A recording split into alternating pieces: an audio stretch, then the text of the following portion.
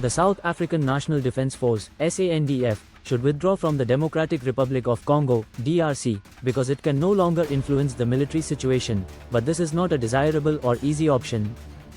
This is according to African Defence Review Director Darren Olivier. He was responding to a call by the Economic Freedom Fighters, EFF's, Karl Niehaus on Thursday for an immediate withdrawal of South African troops from the DRC. In his In My Crosshairs X Space broadcast on Thursday evening, Niehaus said that, under the current circumstances, with the lack of financial support and armaments and material support for the SANDF soldiers in the DRC, they have to be withdrawn immediately because their safety and their effective functioning in whatever capacity they are supposedly sent there is not possible. Niehaus said South African troops have been sent there to die for the sake of other people's wealth. While South Africa should be committed to peace in the whole of Africa and support the silencing of the guns objectives of the African Union, we do not support the deployment of our troops without the necessary resources, Niehaus said.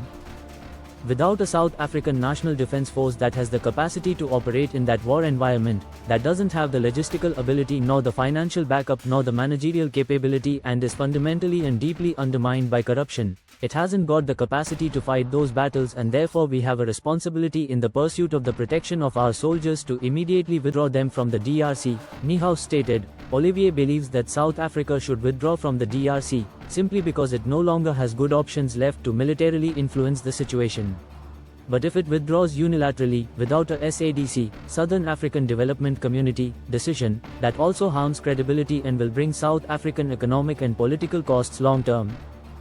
With regard to an immediate withdrawal, Olivier said this is not a practical or desirable option unless South Africa wants to capitulate, formally surrender the troops, and have them return through Kigali while leaving their equipment in M23 and Rwandan hands.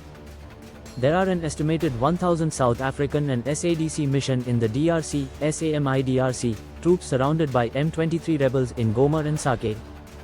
Although not officially prisoners of war, their movements and supplies are controlled by the M23.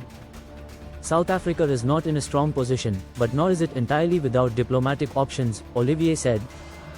Also, it's not alone. The other SAMIDRC contributors, Malawi and Tanzania, still have their troops there alongside those from the SANDF and in the same position, withdrawing immediately and unilaterally in a way that leaves all the equipment behind would be as catastrophic again as allowing the troops to be surrounded in the first place, would be a betrayal of the rest of SAMIDRC, and would destroy South Africa's credibility, Olivier maintains. Don't forget to like and subscribe for more.